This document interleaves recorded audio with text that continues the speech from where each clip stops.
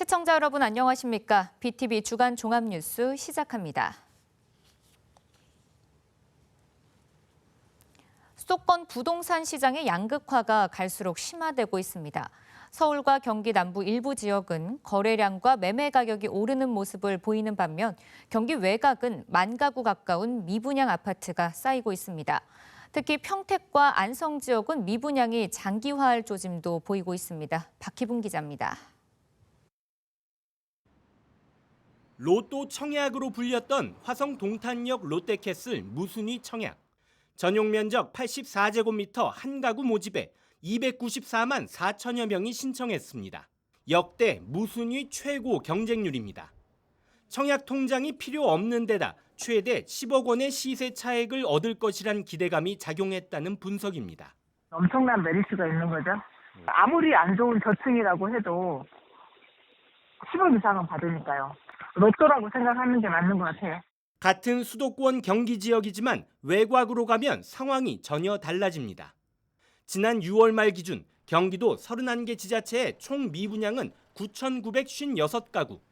전국에서 미분양이 가장 많은 지역이 됐습니다. 서울에서 먼 평택과 안성 등 외곽에 미분양이 집중되면서 경기도 집계로는 7년 만에 최대치를 기록했습니다.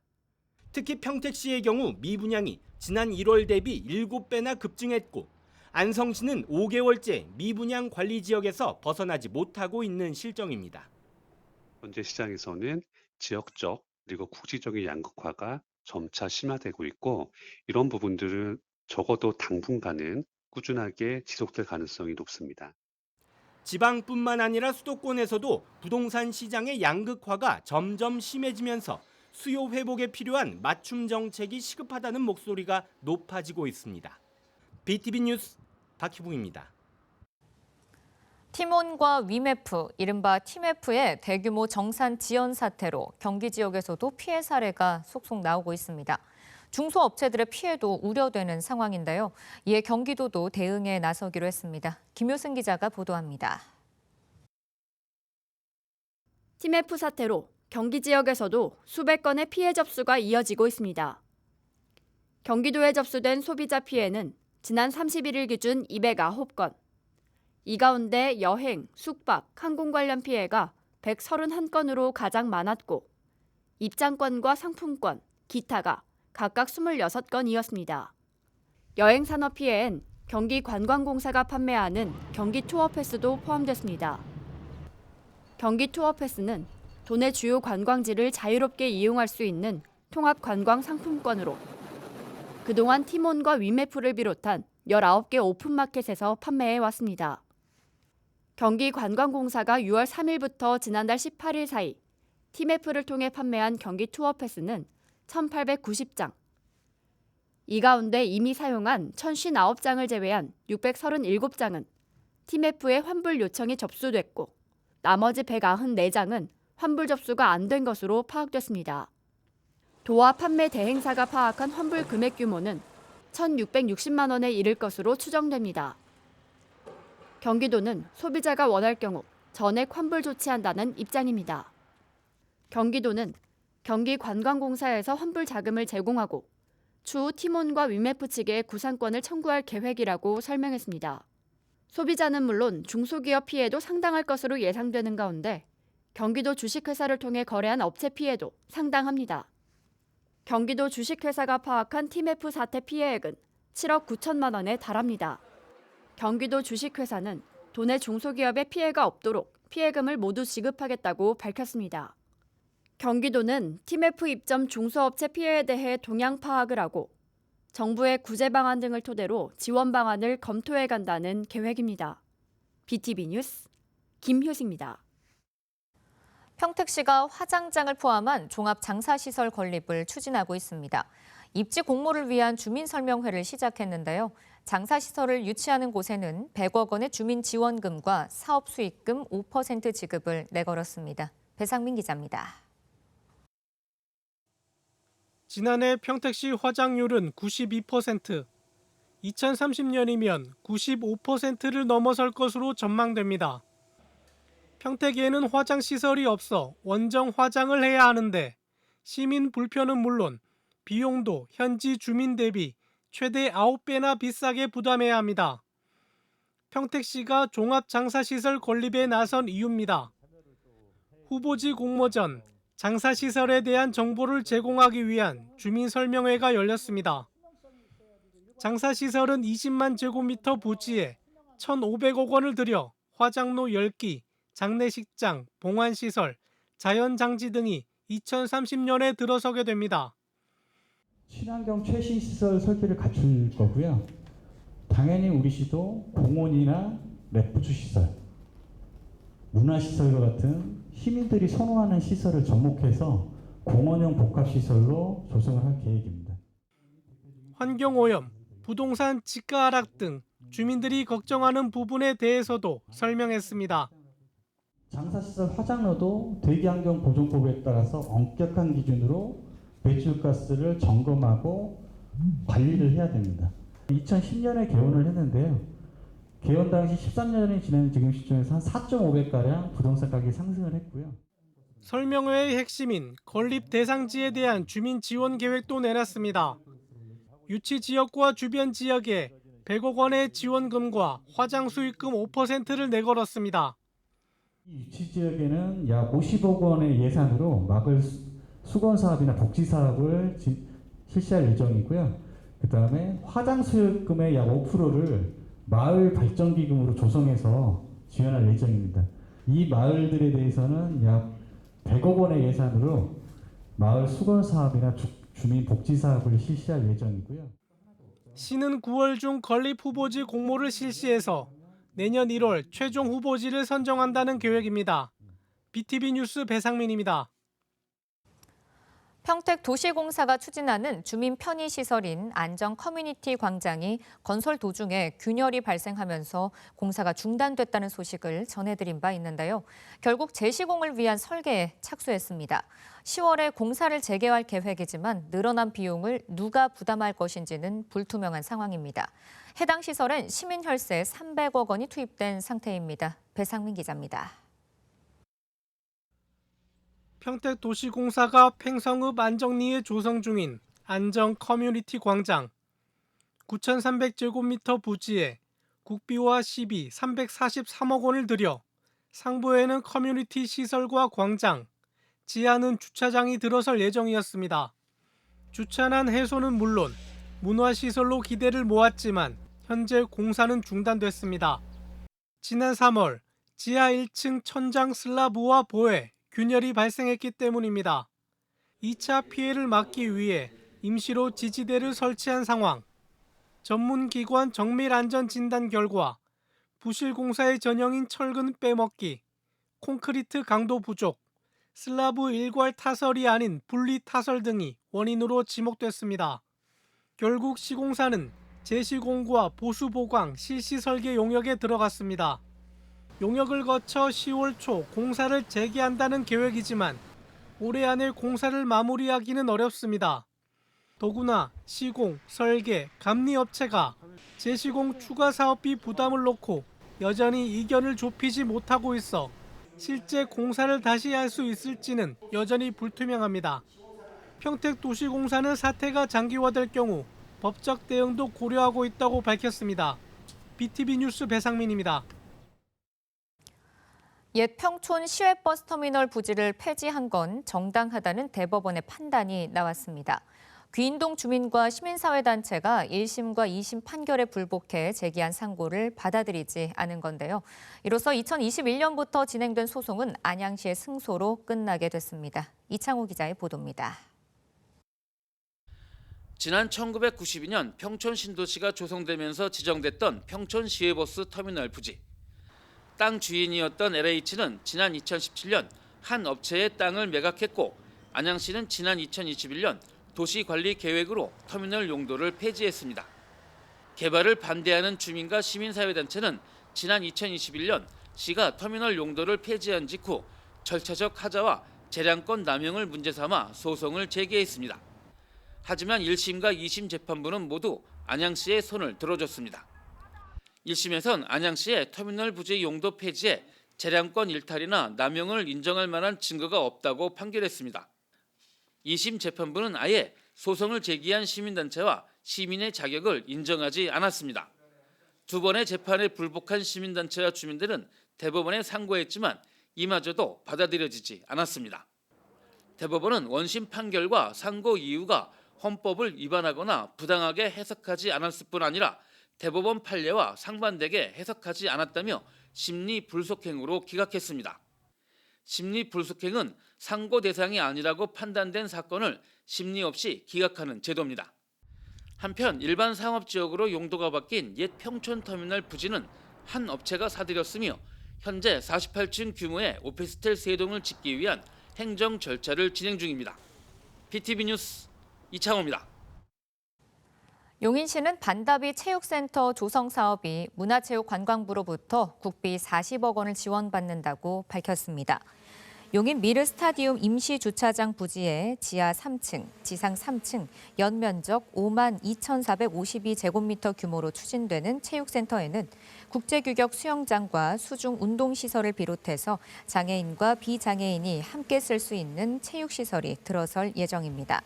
체육관 건립에는 국비 40억 원과 지방비 1,619억 원 등 1,659억 원이 투입되고 2026년에 착공해서 2027년 하반기쯤 준공될 전망입니다. 안산시가 주택가격 상승과 잦은 이사로 어려움을 겪는 무주택 청년들에게 중개보수비와 이사비를 지원합니다. 대상은 올해 1월 1일 이후 안산시로 이사를 왔거나 안산시 내에서 이사를 한 39세 이하의 무주택 세대주입니다. 이 중에서 거래 금액이 2억 원 이하의 전월세 가구에 살면서 중위소득 120% 이하의 청년 50명에게는 최대 40만 원을 지원합니다. 다음 달 30일까지 선착순으로 신청을 받습니다.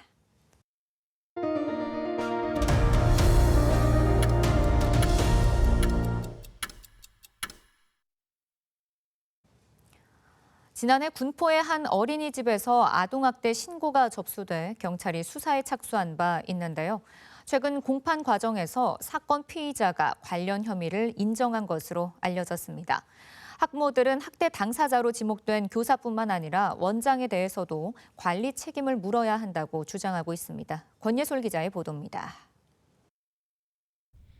군포의 한 어린이집에서 아동학대가 발생했다는 신고가 접수된 건 지난해 7월. 원장의 신고로 CCTV를 확보한 경찰은 보육교사가 당시 담당했던 5세 반 아동 15명을 신체적, 정서적 학대한 정황을 확인했습니다. 부모들은 당시 기억을 떠올리면 지금도 목이 메입니다. 몇 번을 돌려보셔도 모르겠대요. 이 아이를 왜 때렸는지. 그러니까 자기가 화가 나서 지나가는 아이를 때리셨는지 아니면 뭐 애가 그렇게 큰 실수를 해서 때린 건 아니라 그냥 습관적으로 폭행하신 것 같으세요.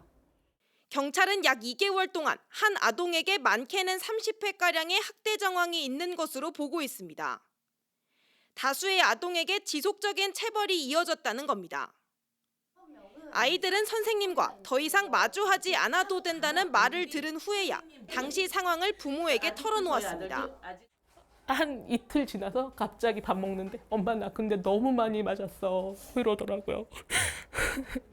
그때가 제일 갑자기 띵한 게 얘가 선생님이 또 올까 봐 무서웠나? 라는 생각이 들더라고요. 경찰은 아동학대 범죄의 처벌 등에 관한 특례법 위반 혐의로 해당 교사를 관리감독 의무를 소홀히 한 혐의로 원장을 검찰에 송치했습니다. 이달 초 열린 첫 공판에서 보육교사는 공소 사실을 인정했습니다. 하지만 함께 출석한 어린이집 원장 측 변호사가 혐의를 부인하면서 다음 달 2차 공판이 열릴 예정입니다. 공판을 참관한 학부모들은 관리 책임자인 원장에게 방임의 책임을 물어야 한다고 목소리 높입니다. 학대 사실을 일찍 인지하지 못한 점, 정황을 확인하고도 부모들에게 알리지 않은 부분 등을 문제 삼았습니다. 운 나쁘게 학대를 당했고 운 좋게 구조는 됐지만 저희한테는 끝난 일이어도 지금 이 일을 밝히려는 이유가 다른 아이들이 더 당해서는 안 된다고 생각해요. 이거를 묻으면은 이 원장 선생님 계속 이런 식으로 운영을 하게 놔둔다면 또 다른 선생님이 또 다른 학대를 할 수 있는 환경을 만들어주는 거고. 원장은 본 방송과의 인터뷰에서 변호사의 법정 변론은 자신과 협의되지 않은 내용이었다고 입장을 밝혔습니다. 부모들이 지적하는 문제에 대해 아동학대 사건이 있는 유아교육기관은 대부분 운영하지 못하게 되는 과정을 알고 있기에 두려운 마음에 부모님들께 알리지 못했다며 잘못을 인정했습니다. 그러면서 나름대로 아동학대 예방을 위해 최선의 노력을 기울였다며 재판 결과에 따라 적법한 책임을 지겠다고 덧붙였습니다. BTV 뉴스 권예솔입니다. 경기 과학고 유치 경쟁이 점점 더 치열해지고 있습니다. 용인, 평택 등에 이어서 광명시도 유치 경쟁에 뛰어들었는데요. 광명시흥 테크노밸리 개발과 연계해서 과학고를 유치하면 지역 교육 여건이 개선될 것으로 기대하고 있습니다. 조윤주 기자입니다. 광명시가 과학고 유치 전에 뛰어들었습니다. 시는 31일 광명교육지원청과 협약을 체결하고 과학고 설립 유치에 손을 맞잡았습니다. 박승원 광명시장은 현재 추진되고 있는 3기 신도시와 광명시흥 테크노밸리와 맞물려 과학고가 조성되면 광명의 교육 환경도 새롭게 바뀔 것이라고 강조했습니다. 3기 신도시를 포함해서 광명시흥 테크노밸리의 새로운 기업도 들어오고 또 시민들도 많이 늘어나게 되는데 이 시점에서 유치 경쟁이 뛰어들 때 새로운 어떤 환경 속에서 과학고 유치를 할 수 있는 굉장히 최적의 장소가 되지 않겠나라는 판단을 하게 됐습니다. 특히 광명시 내 7개 철도 네트워크가 완성되면 수도권 20분 연결 시대가 열려 경기도 전역의 학생들을 수용할 수 있을 것이라는 판단입니다. 광명시는 우선 과학고 설립을 위한 기초 연구 용역을 진행해 광명과학고의 차별성을 도출해내겠다는 방침입니다. 또 AI 인공지능과 탄소 중립 선도 사업 등 현재 진행 중인 사업과 연계해 미래과학 인재 양성을 위한 교육과정 개발 방안도 마련할 계획입니다. 그런 과학고가 설립을 하게 되면 광명 교육 환경, 교육의 질도 상당히 높아지고 시민들도 굉장히 환영할 것이라는 생각이 좀 들었습니다.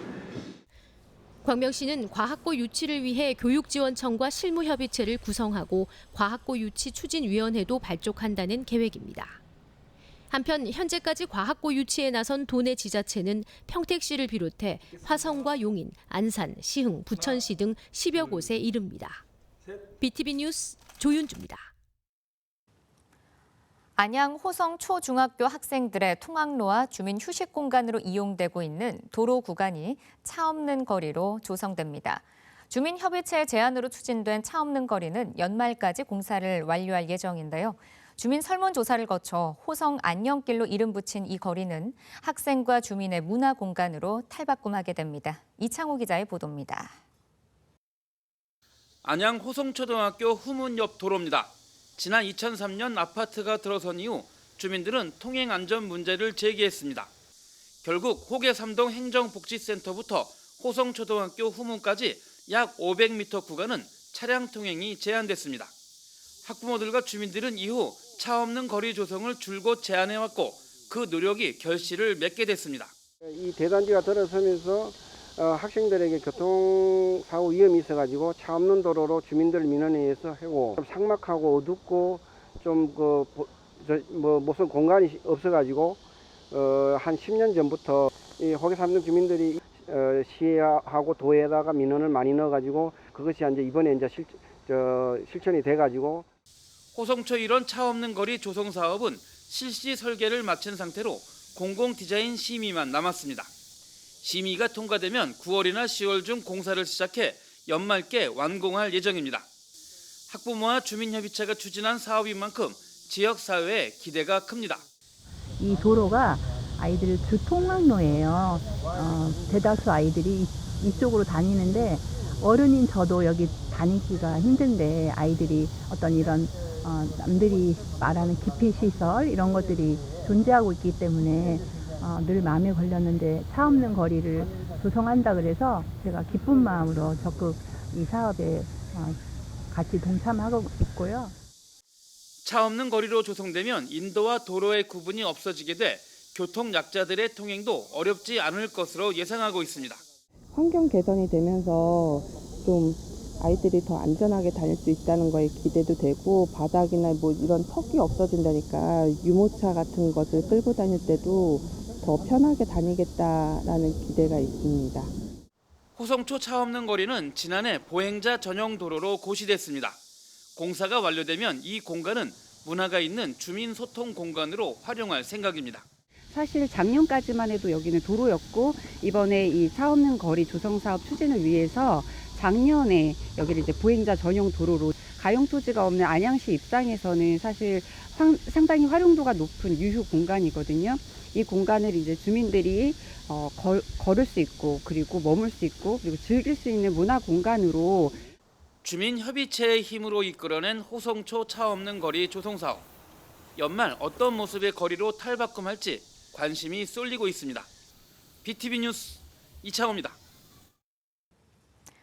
연일 30도를 넘는 찜통 더위가 이어지고 있습니다. 밤에도 열대야로 힘겨운 여름나기를 하고 있는데요.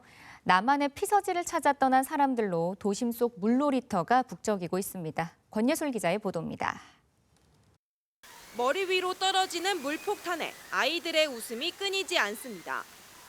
물줄기를 따라 미끄럼틀을 타고 몸을 던져 헤엄치다 보면 유명한 물놀이장도 부럽지 않습니다. 일단은 지금 저 뒤쪽에 발 한 번에 쏟아지는 거가 맞으면 너무 지금 기분도 좋고 시원해가지고 다음에도 여기 한번 오고 싶어요. 다음에. 집 앞 평범했던 놀이터가 여름을 맞아 물놀이장으로 변했습니다.